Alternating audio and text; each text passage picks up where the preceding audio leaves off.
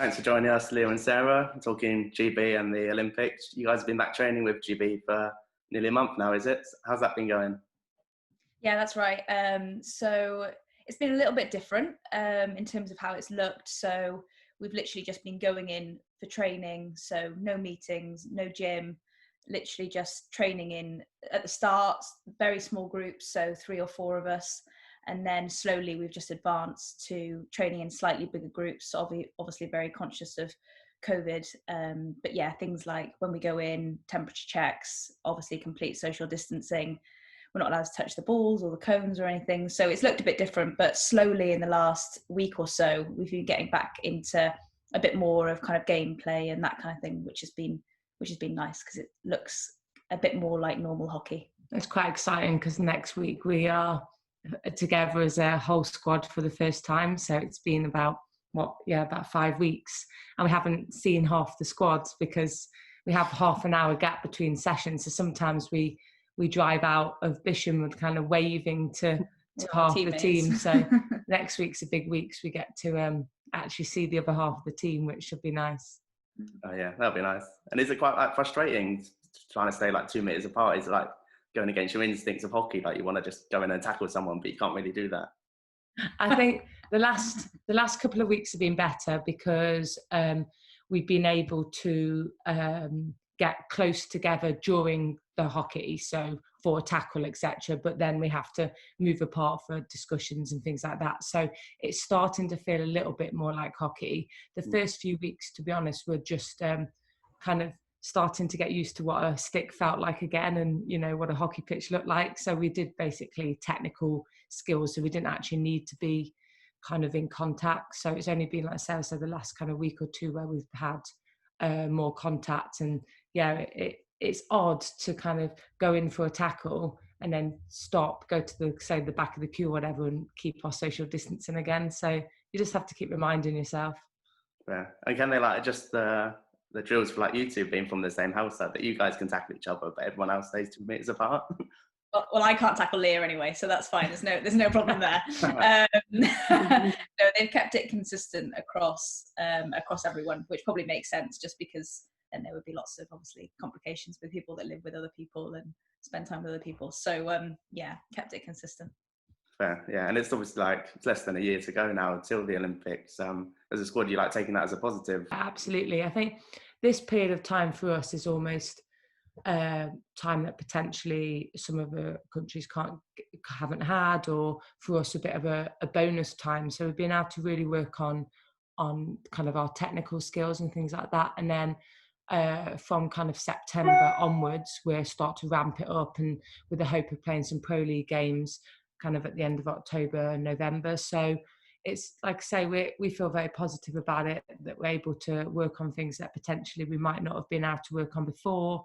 I found new skills that I didn't even know existed. So I'm not sure I can do them, but it's been really nice to kind of learn new things and focus more on kind of the technical side of the game, which sometimes we forget potentially to do lots of, because we're playing a lot of gameplay and tactical scenarios.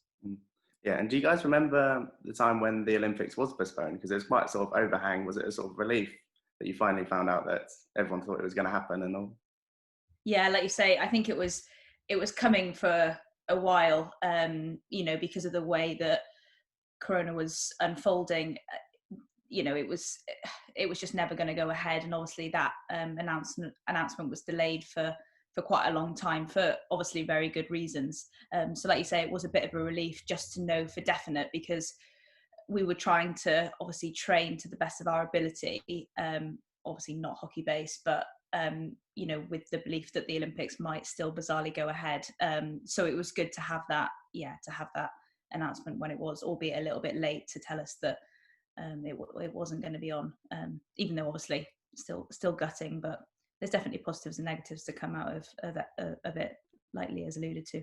I think it was just a relief as well that it wasn't cancelled. Obviously there was a lot of rumours that potentially it might be cancelled and things like that, and obviously even to this day now, let's be realistic, we don't even know if the Olympics is definitely going to go ahead and what it's going to look like, but at least another year gives more time for hopefully a vaccine, or hopefully for the world as such to fight COVID a little bit more. Yeah. And it's like, obviously, the time when the Olympics would have been on, there've been like some reruns, the BBC have been showing stuff. Have you guys had time to watch any reruns of any of the games, 2016 hockey in particular?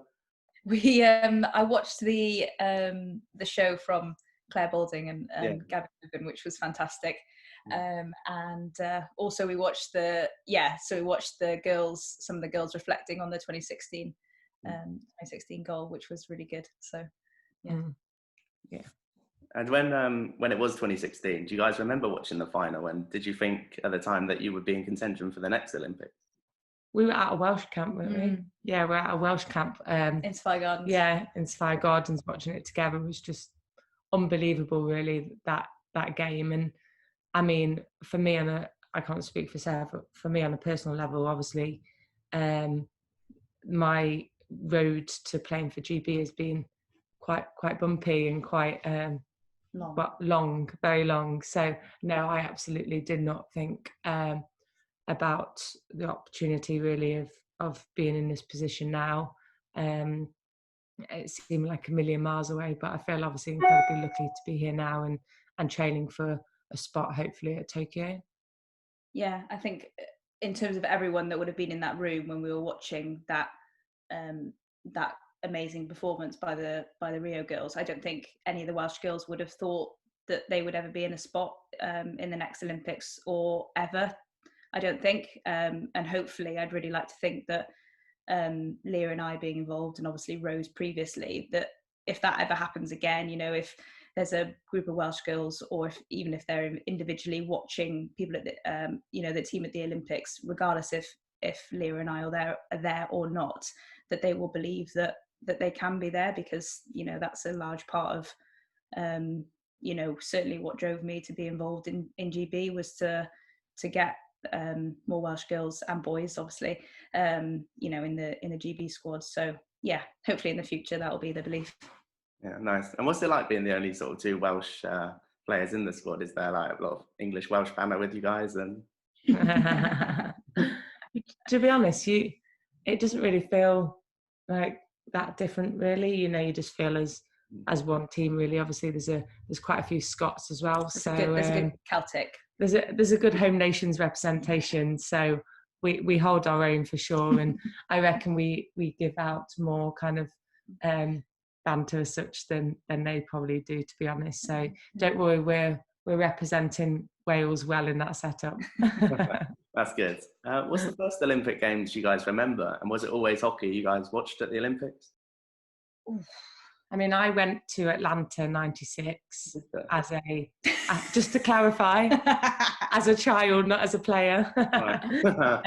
I remember that, so I went to Atlanta as a kid to watch that, and that was pretty amazing. And we did watch some hockey. I remember also watching, I think we watched like Redgrave win one of his rowing medals and stuff. But at that age, I'm not going to say how old I was quite young, probably not that young, but I just loved sport.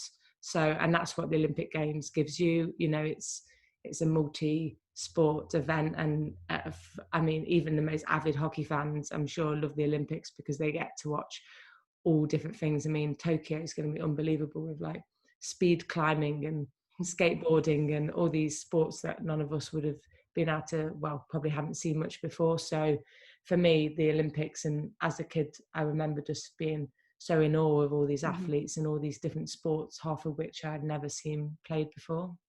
Yeah, I don't remember watching hockey until the 2012 Olympics, which I think all of us just sat on our sofa for 2 weeks and just watched the Olympics back to back. But the first Olympics I remember watching was definitely 2000. And like Leah said, it's just incredible just to watch just any sport that you want, just on the red button, you're like, what do I fancy watching today? And something completely different. Fair enough, yeah. And obviously before, like, all the Olympics is start thinking about the Olympics. It's got some FIH Pro League games coming up in October. How much are you looking forward to playing hockey again? Yeah, I mean, it still feels quite far off to be playing like a real life game. You know, at the moment, especially because we're still doing things for very short periods of time, to actually play hockey for 60 minutes might be a bit bizarre. But yeah, really, really looking forward to it, and hoping that, you know, a lot of the, like Leah said, a lot of the technical work that we're putting in now can really be shown and played out in a few months' time. And I'm sure that, you know, things will start ramping up in the next couple of weeks. You know, like Leah said, getting the squad back together and working on, you know, more gameplay and tactical stuff, and we'll be absolutely ready by the time it gets to those first Pro League games. Yeah, and it's likely that those games might be behind closed doors. Do you reckon that'll be weird? With GB, obviously you got quite a following. Do you reckon that'll be weird for you guys? I mean, for us, speaking on a very personal level, you know, we've probably played for many years at club, especially, I guess, with not, you know, not a massive fan base. Let's be honest, like hockey sometimes has brilliant crowds, and, you know, it's amazing to have the same faces there supporting you. But typically, at this stage, I'm sure it will change in the future. Hockey in many levels doesn't bring in the masses. I don't think they'll have to get in some crowd noise like they do in football. Yeah, that'd be quite cool, though. But let's be honest, it will be odd. As you know, somewhere like Lee Valley is, you know, is a pretty big stadium, really, and it, you know, holds quite a few people. So it will be odd to kind of have that kind of silence as such. But I think as hockey players, most hockey players in the world would probably say that they've been used to it at some time in their career playing in front of not lots of people. So yeah, it will be odd, and it'd be very different from, say, the last time I played there, and the only time I played there with Great Britain was, you know, the Olympic qualifiers, which was, you know, a few thousand people there. To have kind of no one there will be a bit odd. But to be honest, I think we're just, well, I definitely just feel exceptionally lucky to be able to actually be playing and hopefully having hockey kind of fixtures starting up again. Yeah, nice. And obviously fans won't be there, but these games are shown live on BT Sport, aren't they? So that's good that people can still watch it, even if they're regulars who can't go to the games. And how important is that these games are shown live? Yeah, really important. I think, you know, to have BT showing all the games in Pro League is such a massive step, because it means that, you know, with hockey, it's obviously often tournament based, which means that, you know, people might go along or even watch, you know, a tournament on TV for a week or so, but then they'll forget about hockey for the next year. And obviously the beauty of Pro League and having BT involved is about having hockey on the TV, you know, at least every month of the year, and that's a really big deal, and hopefully it means that it does turn into more of like a regular watching spectacle, if you like. And obviously time difference and things like that, you know, when we're away in Australia and New Zealand does make a difference, but hopefully that will build towards more people watching it on TV, and therefore, you know, more funding into the sport, which is obviously the end game. Yeah, so thanks for your time. Really enjoyed speaking to you, and look forward to seeing you guys playing hockey soon. Thank you. Thanks, Rob.